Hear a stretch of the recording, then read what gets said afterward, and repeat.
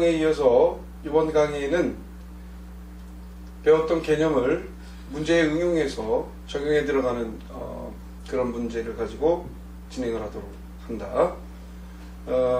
여기 지금 우리가 다룰 현대시는 세 편의 시인데, 첫 번째는 고운의 눈길, 두 번째는 김광균의 와사등, 세 번째는 최승우의 북어라는. 먼저 고운 시인은 어릴 때 엿장수를 따라서 집을 나와 가출을 하다가 나중에 머리를 깎고 스님이 되어 서울의 북한산 정릉 쪽으로 올라가게 되면 거기에 일선사라는 절이 있어. 이 고운의 눈길은 진리, 우리가 이 진리를 도라고도 하지, 진리를 찾아 구하는 것을 구도라고 그래요. 진리를 찾아 구하는 것을 구도라고 했는데, 그러기 위해서 이 사람이 많은 시간 동안 방황을 했다. 방황을 하면 마음의 고뇌와 고통, 불교에서는 이것을 번뇌다 이렇게 얘기하지.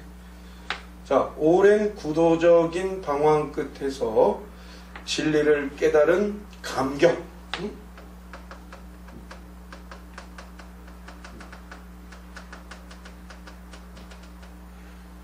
그 다음에 진리를 깨달은 열반의 기쁨, 이게 열반, 기쁠 열자, 기쁘다, 또는 해탈.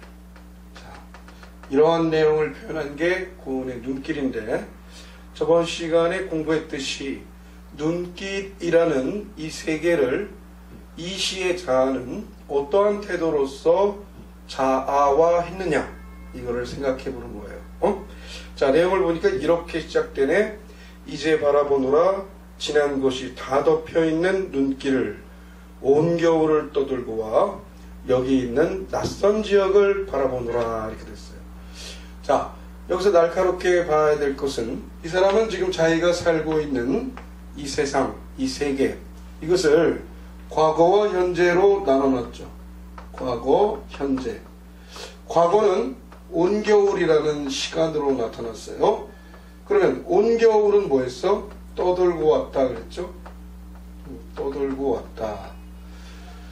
그러면 온겨울이라는 시간은 떠돌고 온 거기 때문에 이것은 진리를 찾기 위해서 이 사람이 끊임없이 뭐했다?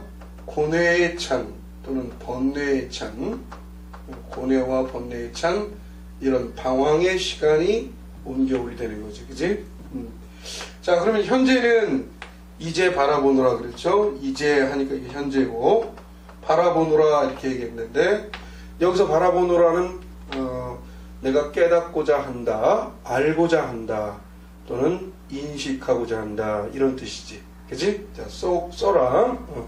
이제 나는 깨닫고자 한다, 바라보노라, 인식하고자 한다. 그것을 바라보노라 해서 좀 크고 무거운 느낌의 의미를 줬어요.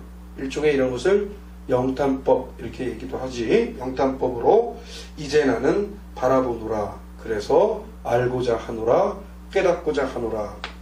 그러면 무엇을 지금 바라보냐면 지난 것이 다 덮여있는 눈길을 이렇게 얘기했습니다. 그러면 여기서 지난 것은, 자, 시간이 어떻게 돼? 현재야, 과거야? 과거지? 자, 그래서 이렇게 과거고, 그럼 과거는 뭐 했던 거죠? 온겨울을 떠돌던 그런 번뇌와 방황의 시간, 이것이 바로 지난 것이에요. 그러니까 여기서 지난 것은 과거의 방황, 그리고 아프고 괴로운 마음, 고뇌, 과거의 방황과 고뇌가 지난 것이다. 근데 이 지난 것을 지금 어떻게? 눈길이 덮어줬다는 얘기예요. 그러면 여기서 지난 것을 눈길이 덮어주었다는 것은 과거의 방황과 고뇌가 하얀 눈에 덮여서 사라지게 되고 흰색으로 깨끗하게 되었다, 이런 뜻이야. 그러니까 눈길의 의미는 어떻게 받아들여야 되겠어? 과거의 방황과 고뇌를 깨끗하게 정화시켜주는 마음의 평화다. 응? 자, 그래서 눈길을 과거의 방황과 고뇌를 깨끗이 덮어주는 이런 현재의 마음의 평화, 이게 바로 눈길이 되는 거죠. 자, 그래서 좀 더 읽어보면 온 겨울을 떠들고 와. 자, 아까 했듯이 온 겨울은 바로 우리 이 시의 자아가 진리를 찾아 괴로운 마음으로 방황하던 그러한 시간이다. 여기 있는 낯선 지역을 바라보노라 했을 때 낯선 지역도 역시 뭐가 되는 거야? 역시 이것도 눈길이 되겠죠. 그래서 여기까지 이제 끊어보게 되면은 이 세계 속에 나와 있는 건 뭐가 나왔어요? 자, 지난 것이죠, 눈길이죠, 온겨울이죠, 낯선 지역이죠. 이때 과거에 해당되는 지난 것과 온겨울은 방황과 고뇌를 뜻하고, 눈길과 낯선 지역은 같은 의미입니다. 같은 의미로서 현재의 마음의 평화를 뜻하는 거예요. 좀 더 읽어볼까요? 나의 마음속에 처음으로 눈 내리는 풍경, 세상은 지금 묵념의 가장자리. 그랬어요. 묵념이라는 것은 말없는 생각, 명상 이런 뜻이죠. 그럼 지금 이 시 속의 자아는 자기가 이 세상의 중심이라고 생각을 하고 있는 거죠. 지금 이 시 속의 자아는 평화로운 마음으로 진리를 말없이 명상하고 있어요. 그것을 묵념이다 이렇게 표현했죠. 자, 그리고 지나온 어느 나라에도 없었던 그랬어요. 자, 그러면 지나온 어느 나라, 이것 역시 뭐가 됩니까? 지난 것하고 같은 거죠. 지나온 어느 나라. 그럼 이건 이제 공간이지만 어느 나라는 공간인데 이 공간도 과거의 공간이에요. 그럼 이건 역시 과거의 방황과 고뇌가 되겠지. 그지? 자, 그러면 지나온 어느 나라에도 없었던 설레이는 평화로서 덮이노라 그랬어요. 자, 지금 뭐가 내려덮죠? 자, 눈이 내려 쌓이면서 길을 덮고 있는 거예요. 자기가 서 있는 세상을 눈이 덮고 있어요. 근데 그 눈을 이 시인은 뭐라고 그랬냐면 설레이는 평화로서 덮이노라. 그러니까 여기서 설레이는 평화는 바로 보다 눈과 같은 의미가 된 거예요. 그러니까 이 시 속의 자아는 눈이라는 세계의 일부를 뭐로 봤냐면 과거의 방황과 고뇌를 깨끗하게 덮어주어서 마음의 평화를 가져다 주는 그러한 이미지로 지금 받아들이고 있는 거죠. 이렇게 세계를 자아화하고 있다, 그런 얘기예요. 자, 그 다음 두 번째를 보면, 자, 바라보노라 온갖 것에 보이지 않는 움직임을. 지금 먼저 바라보노라 했을 때 바라보면서 이 사람은 이 시 속의 자아는 알고자 한다고 그랬는데요. 자, 바라보노라 서술어가 먼저 나왔고요. 온갖 것에 보이지 않는 움직임을 그랬어요. 옆에 보이지 않는 움직임 이렇게 나왔죠. 그러면 요게 목적어가 되겠네요. 그죠? 그러니까 지금 이것은 문장의 어순을 바꿨어요.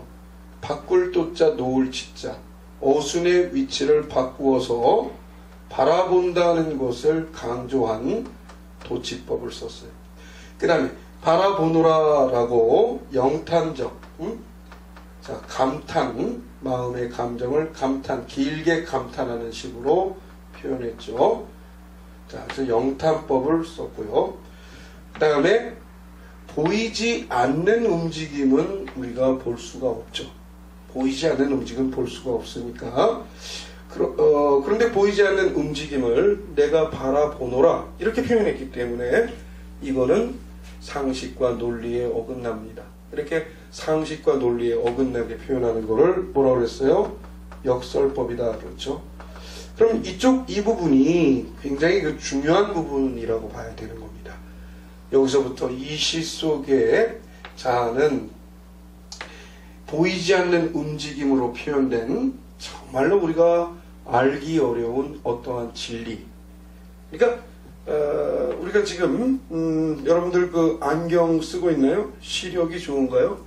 우리가 이제 그 보통 병원에 가서 시력 검사를 한다. 그때 이 시력은 바로 우리 몸의 눈이죠. 그래서 고기 육자, 눈 한자 써서 이것은 우리 몸의 눈, 육안 이렇게 얘기해요.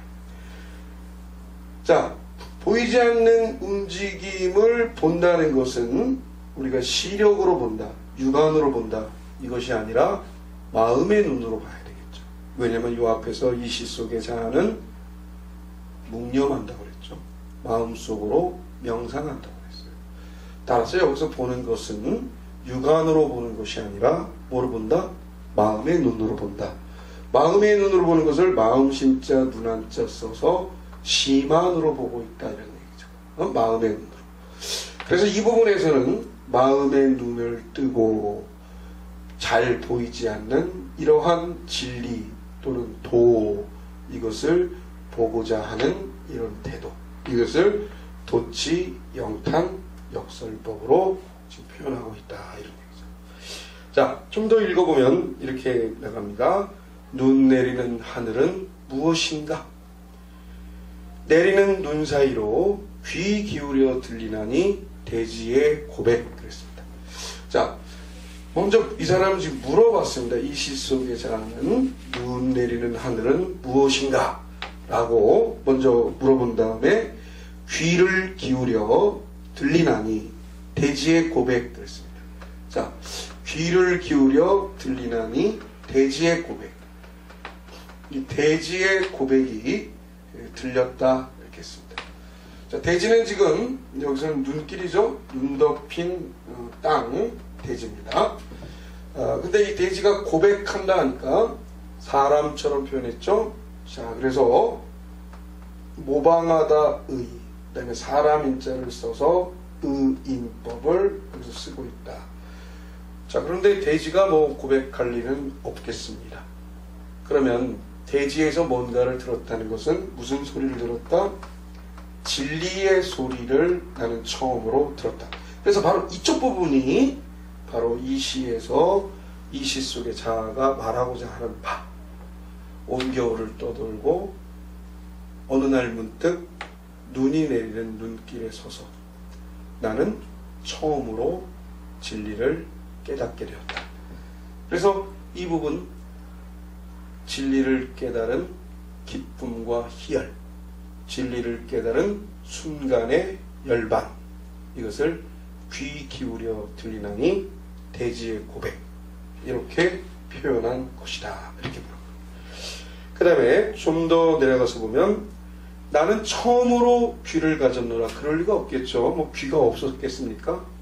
따라서 여기서 귀는 나중에 수사법을 통해 우리가 공부하겠지만 일종의 대유법이에요. 뭐로 우리가 듣죠? 귀로 듣죠. 그래서 여기서 귀는 나는 처음으로 듣게 되었다 그런 뜻이죠. 나는 처음으로 듣게 되었다. 뭐를? 진리의 소리를 듣게 되었다. 이것이 바로 진리를 깨달은 순간의 열반 또는 기쁨, 희열 이렇게 얘기합니다. 자, 나는 처음으로 귀를 가졌노라. 나의 마음은 밖에서는 눈길 그랬습니다. 내 마음의 밖에서는 눈길 그랬어요. 내 마음의 밖에서는 눈길. 자, 눈길은 뭐라 그랬습니까? 눈이 내려서 지나온 방황과 괴로움을 하얗게 덮어줬죠. 따라서 이걸 깨끗하게 했다. 정화, 평화. 나의 마음은 내리는 눈길에서 깨끗해지고 평화로워졌다. 그 다음에 안에서는 보다 어둠이노라 이렇게 표현했습니다. 자, 이때 조심해야 될 거, 보통 우리가 시를 쓸 때 어둠은, 많은 시를 읽다 보면 어둠은 캄캄한 느낌의 이미지로서 절망이라든가 또는 아주 우리가 살기 어려운 부정적인 현실이라든가 이런 나쁜 의미로 많이 사용이 되지, 그치? 근데 여기서는 그런 의미가 아니라 정반대로 새로운 의미로, 독창적인 의미로 창조가 되는 거예요. 자, 그러면 나의 마음은 밖에서는 눈길하니까 눈이 내려서 하얗게 덮어줬고 내 마음의 안쪽에는 여러 가지 괴로웠던 생각들, 뭐 잡념이 되겠죠. 잡스러운 이런 여러 가지 생각들, 고뇌에 찬 여러 가지 생각들, 이런 생각들을 까맣게 지워서 사라지게 했다, 그런 뜻이에요. 어? 내 마음속에 있는 여러 가지 꿈틀거리고 있는 이런 괴로운 생각들을 어둠이 내려서 까맣게 지금 지워주고 있는 이러한 상황, 이것을 어둠이라는 상징적인 시어로 표현합니다. 그러니까 여기서의 어둠의 의미는, 자, 괴로운 생각이 없다. 자, 이게 무는 없을무념은 생각념, 또 없을무 생각상. 그래서 무념무상은 괴로운 생각, 행복한 생각, 이것도 완전히 사라지게 된 이런 어떤 절대적인 평화롭고 차분한 그러한 마음, 그것을 평온이라고 해요. 평온한 마음. 그래서 무념무상의 절대적인 평온, 이것이 바로 어둠의 의미다, 이렇게 보면 되겠죠. 자, 이것을 불교에서는 또 해탈이라고 하니까 또 써놓고, 또는 열반이다, 이렇게 우리가 써놓을 수가 있겠죠. 자, 그 다음 온겨울의 누리 떠돌다가 그랬죠. 그래서 온겨울은 과거의 시간이고 누리는 과거의 공간이 되겠죠. 그러니까 과거의 시간과 공간 속에서는 이 사람은 떠돌았다, 방황했다, 고뇌에 가득 차 있었다, 정신적으로 힘들었다, 그런 얘기죠. 그러다가 쌓이는 눈더미, 눈길입니다. 이 눈길 앞에서 나의 마음은 어둠이노라 라고 한 번 더 반복을 하게 되는 거죠. 자, 나의 마음은 어떠한 괴로운 생각도 어둠 속에 묻혀 보이지 않게 모두가 사라져버린 무념무상의 절대적인 평온에 도달하게 되었다, 이거죠. 그래서 어떤 선생님들은 이 시를 기독교적으로 설명하는 그런 선생님도 계시는데, 이것은 기독교적인 성격을 갖고 있는 그런 시가 아니라 불교적인 성격을 갖고 있는 시고요. 이 시를 쓴 시인인 고은 시인은 실제 훌륭한 스님이셨고, 그리고 실제로 스님 생활을 하면서 진리를 찾기 위해서 많은 방황과 고뇌를 거듭했고, 그 방황과 고뇌의 끝에서 뭔가 진리를 찾게 됩니다. 그래서 고은 시인은 나중에 생활이 변모하고 시도 변모하게 되죠.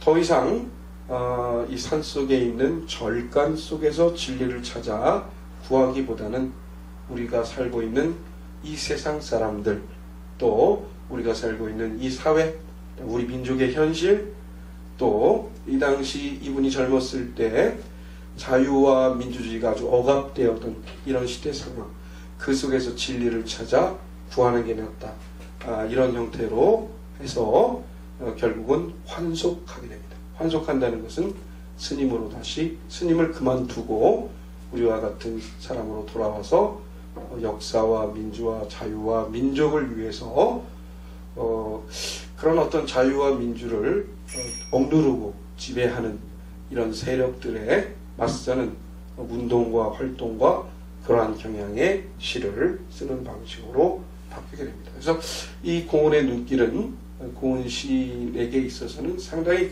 중요한 시고요. 여러 우리 문학교과서, 또 각종 여러 시험에 자주 출제되는 시가 바로 이 고은의 눈길이 되겠습니다. 자, 문제를 보면 여기서 밑줄 친 기억의 눈과 함축적 의미가 가장 유사한 것을 묻고 있는데, 여기서의 눈은 바로 어떻게 되겠죠?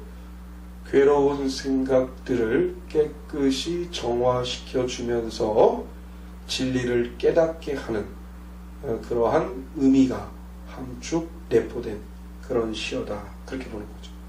그러면 지금 여기 답지에서 여러분들은 마음의 평화를 가져오고 평화로운 마음으로 명상을 통해서 진리를 깨닫게 하는 그러한 시여를 찾아야 되겠죠. 그러니까 이 시 속의 자아가 평화로운 마음으로, 깨끗한 마음으로 진리를 찾아 구하는 그러한 자아가 있나 찾아보는 거고, 그러한 자아의 태도가 나타나는 것을 찾아야겠습니다. 먼저 1번을 보면 한여름에 들린 가야산 독경 소리 그랬죠. 자, 독경은 불교의 경전을 읽는다 이거죠. 그 다음 오늘은 철늦은 서설.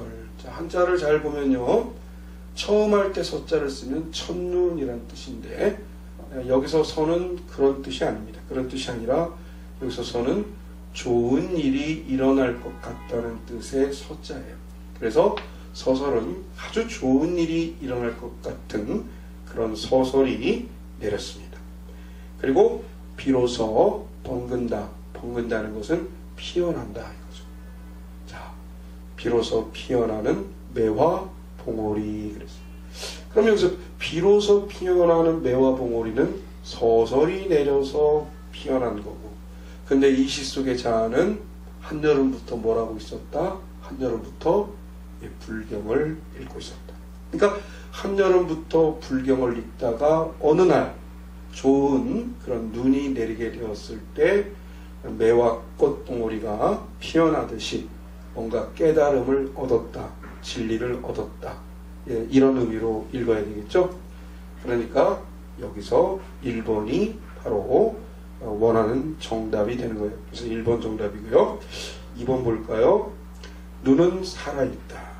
죽음을 잊어버린 영혼과 육체를 위하여 눈은 새벽이 지나도록 살아있다. 이렇게 했습니다. 우리가 살면서 비겁해질 때, 용기를 내야 할 때 용기를 내지 못하고 오히려 비겁하게 고개 숙이고 무릎 꿇을 때, 그것은 바로 죽음 때문에, 죽음에 대한 공포 때문에 우리는 비겁해진 거죠.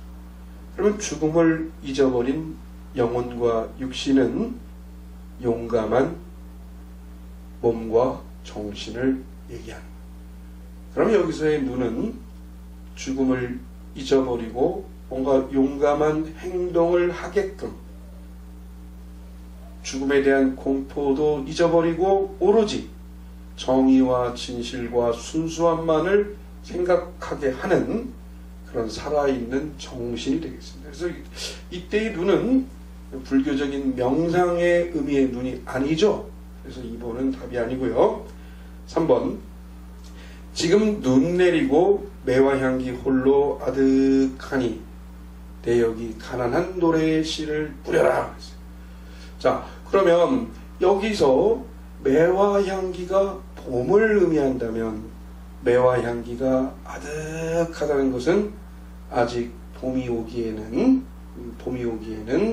멀었다 이런 얘기죠. 봄은 아직 멀리 있다. 그러면 눈이 의미하는 것은 겨울을 뜻하는 거예요. 그러면 여기서 눈은 봄과 반대되는 의미고 매화향기와 역시 반대되는 의미죠. 자, 그래서 여기서의 눈은 매화가 꽃을 피우는데 오히려 가로막거나 방해하는 그런 의미예요. 따라서 고통을 가져오는 시련, 그게 바로 여기서 눈의 의미가 되는 거죠. 그 다음에 이 집에 살던 7 식솔들이 어디론지 사라지고 이튿날 아침 북쪽을 향한 발자국만 눈 위에 떨고 있었다. 자, 이 집에 살던 7 식구가 갑자기 이 집을 버리고 떠나갔는데 눈이 내리는 눈길을 걸어갔다. 그럼 굉장히 춥고 힘들겠죠. 그래서 눈 위에 떨고 있는 그 발자국, 이 발자국은 대유법이죠. 이 발자국을 통해서 7 식구들을 얘기하는 거고, 따라서 여기서의 눈은 7 식구가 경험할 수밖에 없는, 또는 경험해야 했던 괴로움, 고통, 이런 의미를 주겠죠. 그죠? 자, 그래서 여기 지금 우리가 눈이라는 시어가 있는데 이때의 눈은 객관세계의 시어, 외연적 의미를 물어본 게 아니라 시 속에 나와 있는 자아와 관련된 의미로서 내포적인 의미, 함축적인 의미를 물어본 거죠. 따라서 눈 여기에 현혹되지 말고 이 시 속에 나와 있는 시적 자아, 시 속에 말하는 주체, 이 사람이 어떤 감정과 태도를 가지고 있느냐, 그거에 따라서 의미를 파악하는 것, 그것이 함축적 의미다, 이렇게 얘기했습니다. 자, 이렇게 해서 고운의 눈길은 뒤에 또 나오는데요. 다른 내용들은 자세히 하도록 하고, 여러분들은 좀 여기 있는 내용들을 차분하게 좀 설명 내용을 자세히 읽어주시기 바라겠고요. 그 다음에 이제 그 31쪽에 나와서 김강균의 와사등으로 가겠습니다. 자, 여기서 지금 와사등 한자로 됐는데, 이 와사라는 것은 바로 뭐 우리가 프로판가스, 도시가스 할 때 가스예요. 그래서 전기로 밝히는 그런 전기 등불이 아니라 가스를 이용해서 불을 밝히는 등불, 와사등입니다. 자, 이 김광균의 와사등은 어떤 점에서 우리가 잘 봐둬야 되냐면, 이 작품이 바로 일본 제국주의가 우리 민족을 침략, 지배, 억압하던 일제강점기에 창작이 됐던 그런 작품이다 이거죠. 이 시를 읽어보게 되면, 자, 이 시 속의 이 시 속의 자는 지금 식민지 지배를 받고 있는 서울 거리를 혼자 밤거리를 혼자 지금 걷고 있다. 근데 밤거리를 걷고 있는데, 자, 식민지 사회 속에서 근대화가 됐죠. 응? 예전과는 다르게 전차가 지나가고 전기불이 들어오고, 그 다음에 건물도 현대적으로 바뀌고요. 현대적인 자동차가 왔다 갔다 합니다. 그러나 대부분 누가 거기에 있었을까요? 자, 그런 화려한 도시의 거리에는 우리 민족 사람들이 있기보다는 일본인들이 많이 있었겠죠. 이 시 속에 그런 건 나오지 않습니다. 뭐 일본 사람들이 나온다거나 이게 일본 제국주의라든가 이런 것들은 일체 나오지 않지만, 이 시가 쓰여진 시대 상황을 고려해 본다면 지금 이 시 속의 자아는 일본인들에 의해서 거의 움직여가고 있는 서울의 밤거리를 지금 이 시 속의 자아가 걷고 있는 겁니다. 자, 그러면 여기 나오는 차단한 뭐 등불이라든가, 그 다음에 뭐 여름해라든가, 또 늘어선 고층 건물이라든가, 그 다음에 거리라든가, 또 군중들, 사람들이라든가, 이런 세계가 이 시의 자에게는 어떻게 받아들이고 어떠한 태도로서 표현되는지 한번 읽어보도록 하겠습니다. 자, 차단한 등불이 하나 빈 하늘에 걸려 있다. 내 홀로 어딜 가라는 슬픈 신호냐? 이러고 끝났죠. 자, 여기서 차단한 했을 때, 이때 차단은 가로막는다는 뜻이 아닙니다. 가로막는다는 뜻이 아니라 여기서의 그 차단하는 차가운 그런 뜻이죠. 그래서 차가운 등불 그랬습니다. 근데 이 등불은 가스로 밝힌 등불이기 때문에 이 등불은 우리가 아주 객관적으로 생각한다면 보통 따뜻한 느낌을 주는 게 바로 객관적인 거예요. 근데 이 시 속의 자아는 이 등불을 차갑게 받아들이고 있는 거죠. 그거는 이 시 속의 자아가 등불을 어떻게 보고 있냐면 차갑다라고 부정적으로 느끼고 있다. 이것은 도시를 뜻하는 등불에서 이 사람이 나 혼자 떨어져 나가고 있다. 뭔가 소외, 뭔가 내가 불안한 느낌, 응? 또는 이 세계와 내가 화합하기보다는 이 세계로부터 갈라져 찢어지고 있다, 분열되고 있다, 갈라져 찢어지는 거죠. 그래서 등불을 차단한 이렇게 표현한 거죠. 차단한 등불이 하나 빈 하늘에 걸려 있다. 그 다음에 다시 또 이 등불을 뭐라 그러냐면 내 홀로 그랬죠. 자, 홀로 요거는 자 음악적인 효과, 리듬의 효과를 위해서 문법대로 하지 않고 문법을 좀 파괴했어요. 그래서 리듬감을 좀 주어서 의미를 강조했죠. 이건 뭐죠? 나 혼자 고독하다 이거죠. 내 홀로 어디로 가라나? 어디로 가야 되냐? 이것은 내가 살아가는 데 있어서 삶의 어떤 목적 또는 삶의 방향 이런 건데 이곳이 뭐가 뭔지 모르겠다. 나는 고독하고 내 삶의 목적이 뭔지 내 삶의 방향이 뭔지 모르겠다. 그 다음에 다시 슬픈 신호냐 이렇게 얘기했어요. 자, 그래서 여기서 그 와사등 이 등불을 슬픈 신호다 해서 한 번 더 역시 뭘 표현하고 있어요? 등불의 와사등에서 느끼는 바로 일제강점기 식민지 도시인 서울을 의미하는 이 등불에서 이 사람은 소외와 불안과 분열의식 그것을 차단하다. 또 홀로 어디로 가라는 슬픈 신호냐 이렇게 감정이입의 기법을 써서 표현하고 있는 거죠. 그 다음 긴 여름의 황망이 나래를 접고 했습니다. 이것은 해가 지고 있다 이런 뜻이겠죠. 그죠? 그 다음에 늘어선 고층 그랬습니다. 고층은 높은 건물이죠. 높은 건물이 그냥 늘어섰다 이렇게 됐어요. 그럼 여기서 늘어섰다 이것은 누가 보더라도 고층 건물이 줄지어 서 있는 거니까 이것은 객관적인 그냥 표현인 거죠. 근데 이 늘어선 고층 이것을 뭐라고 그랬냐면 창백한. 자, 우리가 몸이 아프게 되면 얼굴에 붉은 핏기가 없고 하얘지다가 파르스름해지죠. 그것을 청백한 묘석 그랬는데 이 묘자는 무덤, 묘지 이런 뜻이고 석은 바위, 돌 이런 뜻이니까 무덤 앞에 세워놓은 돌, 묘비라고 그러겠죠. 자, 그러면 자 지금 여기 잘 보세요. 자, 이 고층 건물도 일제강점기 식민지 지배를 받고 있는 서울을 의미하는 부분이라고 봐야 되는데 늘어섰다는 거는 객관적인 표현인데 그것을 창백한 묘석이다. 이것은 철저하게 뭐였죠?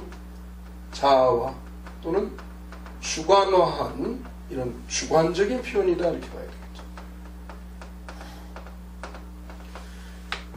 지금 이 사람은 고층 건물을 무덤의 돌로 봤기 때문에 바로 이 부분에서 자아의 어떤 심리, 불안한 심리, 또 소외를 느끼는 심리, 또 갈라져 찢어지는 뭔가 그 분열의식 이런 것들이 창백한 묘석 이렇게 표현되고 있다 이렇게 보는 거죠.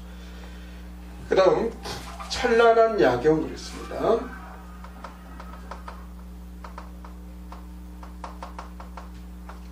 자, 밤야자에 경치할 때 경차죠. 그러면 야경은 이거 찬란한 거고 이건 누가 보더라도 그런 거니까 이것은 객관적인 거예요. 객관적인 표현이 찬란하다. 그 다음에 이 두 개가 서로 짝을 이루네요. 나란히 짝을 이뤘어요. 그걸 뭐라고 그러죠? 대꾸적으로 표현했다 이렇게 합니다.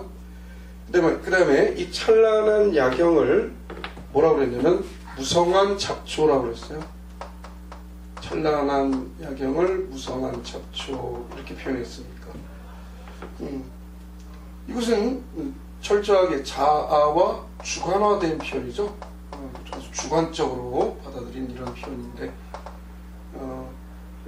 이것은 막 잡초가 우거진 공동묘지 같은 느낌을 지금 이 사람이 도시에서 받고 있는 거예요. 따라서 무성한 잡초에는 불안, 소외, 분열 이런 의식들이 역시 표현된 게 무성한 잡초다 그랬죠. 그 다음 사념, 생각입니다. 생각은 벙어리 되어 입을 다물다 그랬습니다. 그 다음에 피부의 바깥에 스미는 어둠 그랬습니다. 자, 피부의 바깥, 자, 피부에 자, 스민다. 스민은 어둠 그랬습니다. 어둠은 시각이고요.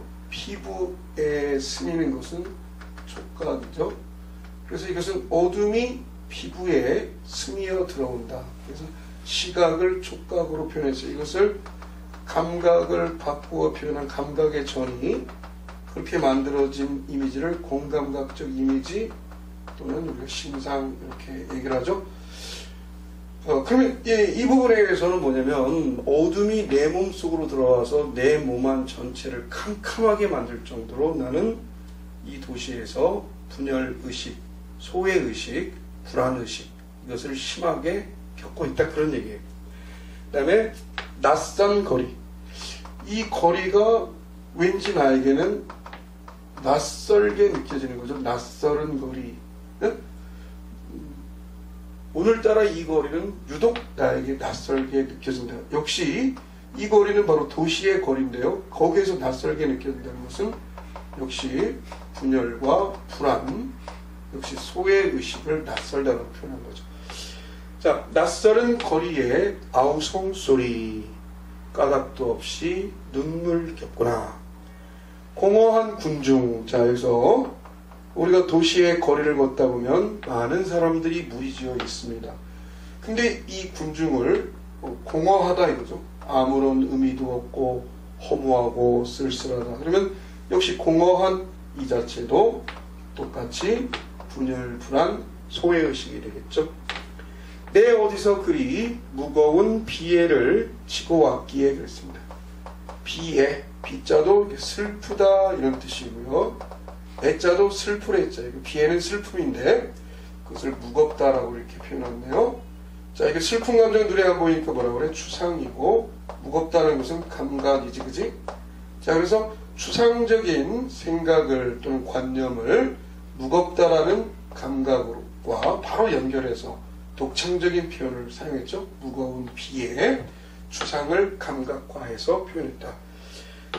그리고 여기서 비애는 어디서 오는 겁니까? 바로 와사등, 그 다음에 등, 여기 나오는 고층 건물, 야경, 거리 이런 걸로 의미되는 바로 일제강점기 식민지, 바로 그 서울을 의미합니다.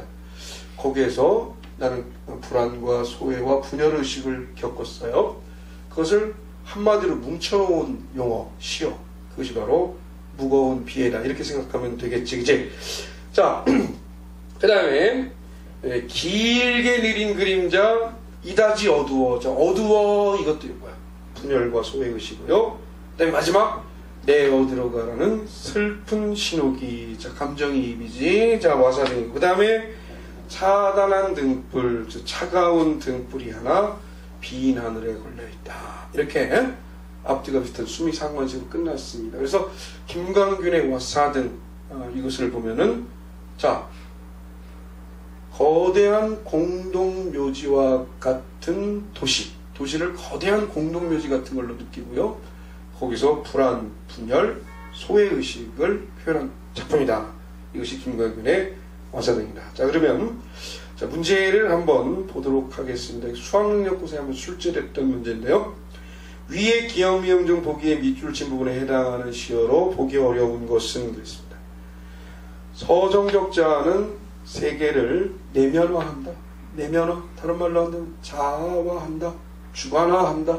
이런 얘기죠. 이런 작용으로 서정시에서 자아는 상상적으로 세계와 하나가 된다.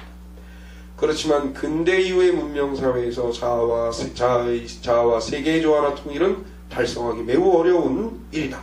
그 사이에 분열에 대한 자아의 반응을 다른 말로 한다면 태도겠죠. 태도.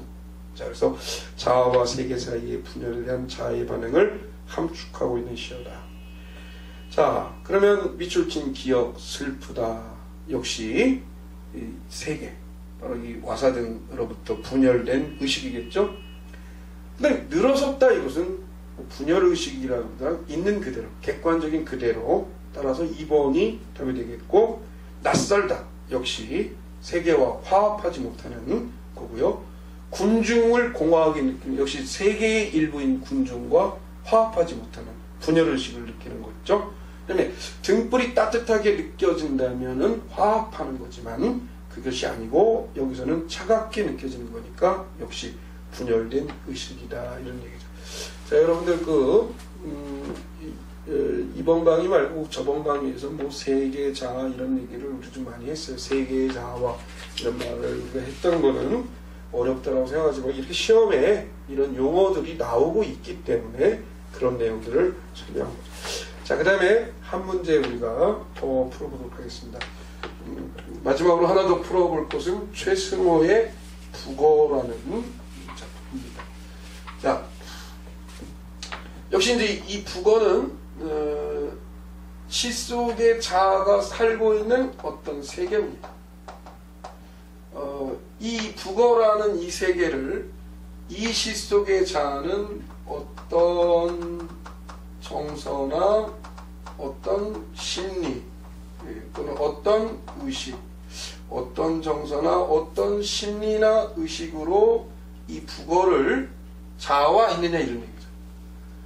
이 시 속의 자아가 북어에 대해서 어떤 정서를 갖고 어떤 심리를 갖고 어떤 의식을 갖고 있느냐, 이것이 북어 속에 머금어지고 품어진다. 머금어지고 품어지는 걸 뭐라 그랬죠? 머금을 함자, 또 품을 함자, 또 쌓일 축자, 함축이라고 그랬죠.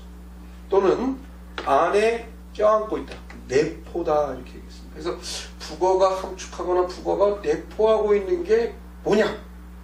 이것은 북어를 바라보고 북어를 생각하고 있는 자아의 감정, 태도, 정서, 의식, 심리 이런 걸 봐야 되겠죠. 자, 이 최승호의 북어는 비교적 아주 가까운 대시인데 그렇다고 뭐 2000년대 시는 아니고요. 자, 여기서 이 문제는 지금 밑줄 친 것 중 함축된 의미가 다른 것 하나를 찾아가는 그런 문제입니다. 자, 그럼 한번 볼까요? 밤의 식료품 가게, 캐캐 묵은 먼지 속에서 죽어서 하루 더 손때 묻고 터무니없이 하루 더 기다리는 북어들의 일개 분대가 나란히 꼬챙이에 꿰어져 있었다. 자, 여기까지 보면은 이 시 속의 자아는 자 어딜 갔습니까? 밤에 식료품, 먹는 물건을 파는 이런 가게를 갔어요. 거기서 북어를 봤는데 이 북어들의 일개 분대 이렇게 표현했습니다. 일개 분대 이렇게 표현했는데 이 일개 분대는 이건 군사 용어죠. 군인들이 그 전투하는 이런 단위가 이제 분대. 그래서 뭐 일개 분대 그러면 10마리 그렇죠. 10명이 그 분대를 이루고 20명이 그 소대를 이루는데 원래 그 북어 한 쾌는 20마리가 북어 한 쾌예요. 근데 어쨌든 여기서 북어들의 일개 분대 이렇게 표현했는데 자, 사람처럼 표현했으니까 자, 흉내낼 의자 사람인 뜻 써서 의인법을 써줬습니다. 그 다음에 여기서 지금 사람에 비유할 때 군인들의 지금 북어를 비유했네요. 그죠? 그래서 보통 사람이 아니라 군인들이다 이런 얘기죠. 군인들은 오로지 전쟁을 위해서 훈련된 그런 존재들이 군인들이에요. 자, 그래서 여기까지는 이 시를 쓰게 된 동기고 그냥 북어가 뭘 의미하는지 여기까지 읽어서는 정확하게 알 수가 없어요. 다만 힌트가 되는 것은 북어를 사람처럼 표현했고 또 군인들의 북어를 비유하고 있다. 이게 힌트가 되겠죠. 그죠? 자, 그러니까 이 작품은 북어를 얘기하는 게 아니라 잘 보면 북어를 통해서 자기가 살고 있는 사회의 사람들 얘기를 하고 싶은 거죠, 지금. 근데 그 사람들이 비유한다면 좀 무슨 예술가라든가 과학자라든가 이게 아니고 여기서는 군인 같은 사람들 뭔가 이런 의미로 시작되고 있어요. 그래놓고 이 사람은 갑자기 나는 죽음이 꿰뚫은 대가리를 말한 셈이다 이렇게 얘기했습니다. 죽음이 꿰뚫은 대가리다. 죽음이 꿰뚫은 대가리 이렇게 나왔어요. 대가리는 이제 머리를 뜻하고요. 머리는 뭐 하는 거지? 머리로 우리가 생각을 하는 거죠. 그래서 이것의 표현법 또는 수사법은 대유법이에요. 생각을 머리로 하니까 대유법을 통해서 대가리는 머리고 머리는 생각을 말하는 거예요. 근데 죽음이 꿰뚫은 대가리니까 이것은 뭐지? 죽어버린 이런 사고, 생각, 일종의 뭐야? 뇌가 죽었다. 뭔가 뇌사 상태, 뇌가 죽어있는 이런 의미가 되는 거죠. 그 다음 한 쾌의 혀가, 자, 여기서 혀도 우리가 혀로 말을 하죠. 혀는 말이고 수사법은 역시 대유법이다 이렇게 봐야 돼요. 근데 한 쾌의 혀가 자갈처럼 죄다 딱딱했다 그랬어요. 그럼 자갈처럼 딱딱한 혀로 말을 할 수가 없으니까 역시 지금 한 쾌의 혀가 자갈처럼 죄다 딱딱했다. 이것은 하고 싶은 말이 있어도 말할 수 없는 상황을 표현했다. 뭐 그런 인간들이다 이렇게 볼 수가 있겠죠. 할 말이 있어도 하고 싶은 말이 있어도 하지 못하는 거고요. 그 다음에 나는 말의 변비증을 앓는 사람들. 자, 의인법이고 은유법인데 원관념은 부거지. 그 다음 무덤 속의 벙어리 역시 은유법이고 의인법이고 원관념은 부거들이죠. 무덤 속의 벙어리를 말한 셈이다. 말라붙고 짜부라진 눈 그랬습니다. 자, 여기서 눈, 이것은 우리가 보다 이런 뜻이고, 보다는 건 뭐다? 이것은 멀리 내다본다라는 것은 전망하다, 멀리 내다보다, 또는 눈으로 보고 우리는 생각하는 거죠. 생각하다. 근데 이 눈이 어떻게 지금 자아화됐느냐? 어떻게 자아화됐냐면 여기서의 눈은 말라붙고 짜부라졌으니까 볼 수 없는 눈이죠. 볼 수 없는 눈이라는 것은 우리가 정의를 보지 못한다, 자유를 보지 못한다, 또는 진리를 보지 못한다, 또 희망적인 미래를 내다보지 못한다 이런 얘기죠. 그런 의미로서의 지금 말라붙고 짜부라진 눈 그랬고요. 그 다음에 북어들의 빳빳한 지느러미 그랬어요. 여기서 지느러미는 지느러미 이것도 역시 일종의 뭐라고 보냐면 대유법으로 부르는 거예요. 대유법, 일종의 뭐 알레고리 뭐 이렇게 보는 건데, 이 그 지느러미는 지금 어디로? 바다로 헤엄쳐 갈 수 있는, 바다로 헤엄칠 수 있는 이런 어떤 수단이니까 도구. 그래서 바다를 이것을 생명의 뭐 이상 세계 이렇게 볼게요. 바다 뭐 죽은 바다가 아니라 바닷물은 살아있고 그 속에 여러 가지 생명체들이 살고 있으니까 바다는 보통 생명의 세계를 의미한다 이렇게 봐야 되는데, 이제 지금 이게 지느러미가 지금 빳빳하니까 죽어서 헤엄칠 수 없으니까 뭔가 이상을 꿈꿀 수가 없게 된 그런 인간들 얘기를 하고 싶은 거죠. 지금 북어를 통해서. 자, 가슴에 싱싱한 지느러미를 달고 헤엄쳐 갈 때 없는 사람들이 불쌍하다고 생각하는 순간. 여기까지. 자, 이제 여기까지 정리해 봅시다.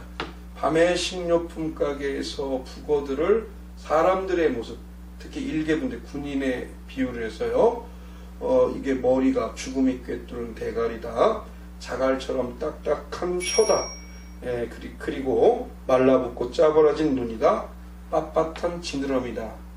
이런 것들을 통해서 하고 싶은 말이 있어도 하지 못하고, 자기 주체적으로 생각하고 싶어도 생각하지 못하고, 그리고 이상을 잃고 살아가고 있는 이런 현대인들의 이야기를 북어를 통해 말하고 있는 거죠. 자, 그리고 이제 마지막은 시상의 반전이 일어나게 되는 거예요. 시상은 시에 담긴 생각인데 지금까지 정겨오던 시에 담긴 생각이 정반대로 뒤집혀지게 되는 부분이 바로 여기에요.